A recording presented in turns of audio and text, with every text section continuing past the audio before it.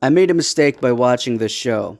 Going in, I was hoping that this would be an indie that would, I don't know, serve as a look into one of the deep underground wrestling scenes and expose me to some talent that hasn't gotten their shine yet, or even found their groove for that matter. Instead, what I got was a horribly watered down wrestling show, stripped of what makes any pro wrestling show interesting to watch in the first place. I can't tell you what MFPW's identity is after watching This Is War. For the most part, they're just a cog in this independent wrestling machine that's giving wrestlers like Notorious Mimi a gig, but outside of that, I can't say that there's anything here that I can't get somewhere else.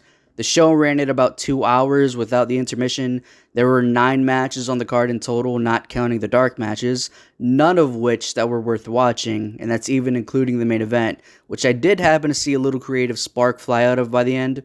Because at the end of the day, MFPW was just a forgettable indie show. And speaking of the main event, what I enjoyed the most about it was the fact that the promotion seemed to have some room for a bit of long term storytelling based off of how the commentators reacted to the swerve that happened at the end of the match. Now, granted, I wasn't there to see the story play out on a week to week basis or anything, but I was definitely intrigued by what they were doing. Like I said, that bit was the only thing on the entire show that held my attention long enough for me to care, and that's even with the triple threat match for their middleweight championship, where you got your new normal in the indie scene of a bunch of guys having their own take on the unbreakable three-way between AJ Styles, Christopher Daniels, and Samoa Joe, just without any of the real value of that match. And what I mean by that is, you got your Spot Fest match where the wrestling moves had to carry the brunt of the storytelling in the ring, and although the match was competitive, it still wasn't good.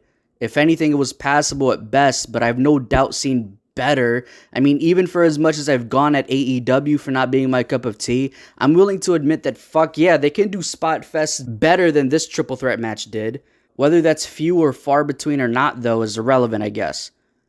Just about everything else on the show was a blur of horribly dull and uninteresting indie wrestling that did a hell of a job testing my patience.